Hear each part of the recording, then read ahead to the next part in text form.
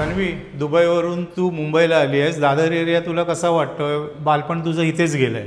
हो पप्पा, मला लोकेशन तर खूपच आवडलंय. मी तुम्हाला ह्यासाठी बोलवलंय की दादरमध्ये आपण 2 BHK हा 818चा कार्पेट एरिया घेतोय.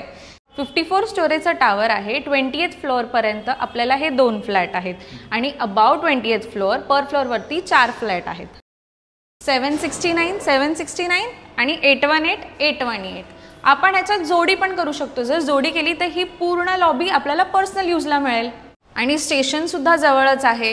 गोल हनुमान मंदिर पण जवळ आहे आणि सिद्धिविनायक मंदिर तर वॉकिंग डिस्टन्सवरच आहे. आपल्याला हायर फ्लोअरवरनं सी फेसिंग व्ह्यू एकदम क्लिअर मिळतो.